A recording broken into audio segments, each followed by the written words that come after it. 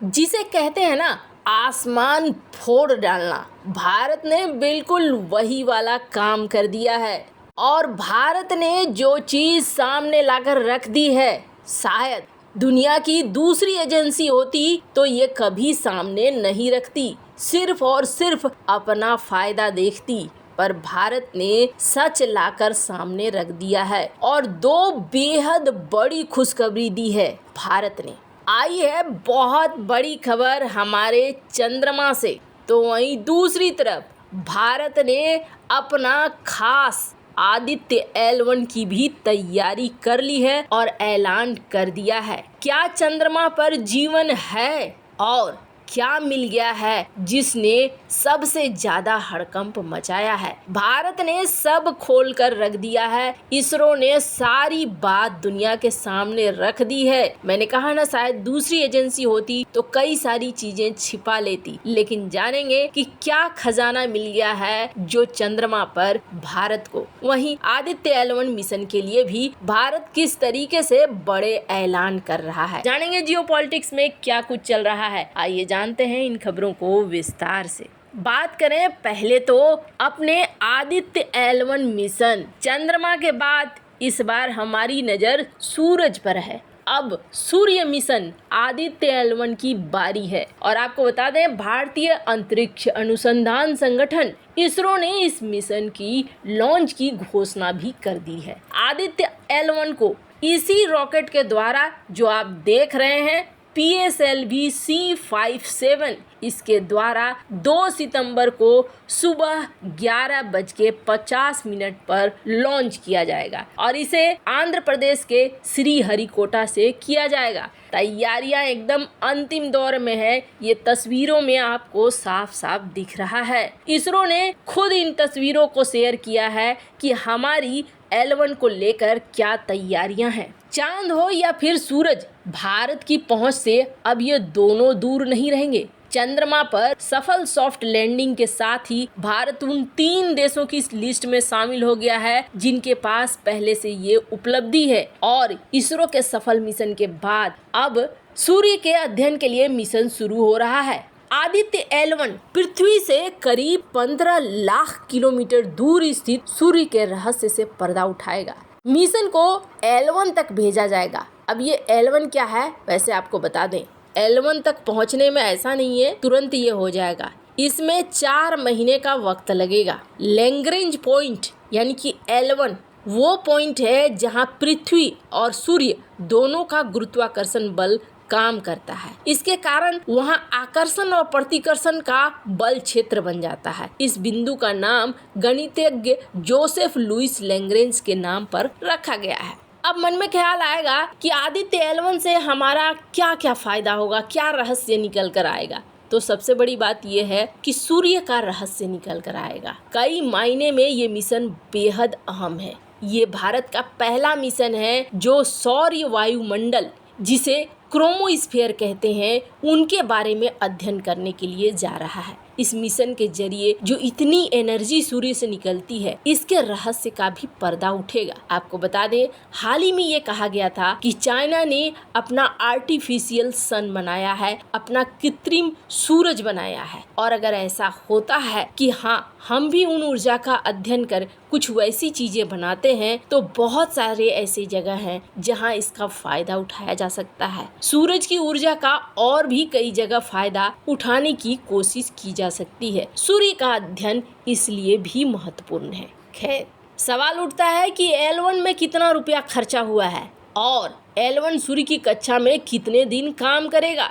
तो L1 को 2 सितंबर को लॉन्च किया जाएगा और 40 दिन का समय लगा था। वैसे ही L1 को 2 सितंबर को लॉन्च किया जाएगा और जैसे चंद्रयान 3 को चांद पर सॉफ्ट लैंडिंग में लॉन्च होने के बाद 40 दिन का समय लगा था, वैसे ही आदित्य L1 को लॉन्च करने के बाद सूरज की कक्षा L1 में पहुंचने में पूरे 110 दिन लगेगा। इसलिए समय अधिक लगेगा क्योंकि पृथ्वी से कक्षा L1 की दूरी लगभग 15 लाख किलोमीटर है।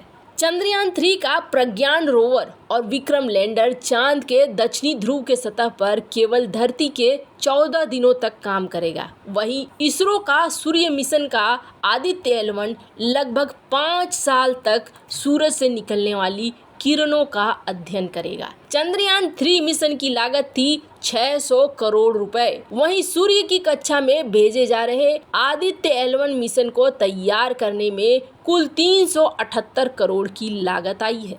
खैर, ये तो रहा हमारा सूर्य का मिशन। अब जरा चलते हैं कि आखिरकार चंद्रयान 3 ने हमें कौन कौन सी खुशखबरी भेजी है। तो सबसे पहले स्क्रीन पर आपको ये एक पैरामीटर दिख रहा होगा। इस पैरामीटर में क्या दिख रहा है तो आपको बता दें, ये एक इंस्ट्रूमेंट है, जिस इंस्ट्रूमेंट को जो हमारा रोवर है उसने चंद्रमा की धरती पे ड्रिल किया। और जब ड्रिल किया तो अलग अलग जगहों में अलग अलग टेम्परेचर आ रहा है। जैसे कि इस इमेज में आप ध्यान से देखिए, 85 mm में -10 डिग्री टेम्परेचर है, 65 mm में 5 डिग्री, 50 mm में 22, 30 mm में 30, 20 mm में 35, 10 mm में 42 और 0 mm में 47। और जब यही ऊंचाई ऊपर की तरफ होती है तो 55, 56। और इसका क्या मतलब है?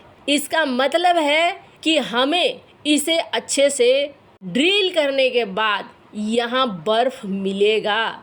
सरफेस 50 डिग्री है तो बहुत जल्द मात्र 8 सेंटीमीटर नीचे जाने से ये -10 पे चला जाता है। इसका मतलब है कि यहाँ पे बर्फ है। इसरो स्पेस फ्लाइट द्वारा खुद इस तस्वीर को जारी किया गया है। ये हमारे लिए सबसे बड़ी खुशखबरी है कि यहाँ बर्फ है। बर्फ माने पानी और पानी माने बहुत सारी समस्याओं का समाधान। उसके बाद एक और ये आप ग्राफ देखिए, ये ग्राफ बहुत बड़ी खुशखबरी लेकर आया है। वैसे तो समझ में नहीं आएगा कि ये आड़ा तिरछा है क्या चीज, लेकिन ये है वो जो बता रहा है कि चंद्रमा पर जीवन है। अब इसके द्वारा क्या बताया जा रहा है कि यहाँ पर सल्फर है, इसके अलावे कई ऐसे तत्व हैं जो कि जीवन के लिए जरूरी हैं। कई सारे इसमें खनिज तत्व निकले हैं जिसमें ऑक्सीजन भी है और सल्फर भी है। और आपको बता दें, इसके अलावे हाइड्रोजन की खोज जारी है। अब ये जिगजैग रेखा है क्या, कैसे पता चला? तो आपको बता दें, यहाँ पर जो रोवर है वो एक खास तरह का स्पेशल इंस्ट्रूमेंट इस्तेमाल कर रहा है जिसे कहा जाता है लिव्स। लिव्स एक टॉर्च की तरह है और इससे लेजर लाइट निकलता है। जब इस लेजर लाइट को शूट किया जाता है जमीन पे तो फिर वापस जो रिटर्न आता है उसे देखकर, उस लाइट को एनालाइज करके ये सारी बातें निकल कर सामने आ रही है। और लिव्स ने कंफर्म कर दिया है कि यहाँ चंद्रमा की धरती पे सल्फर है और पहली बार सल्फर की खोज हुई है चंद्रमा पर।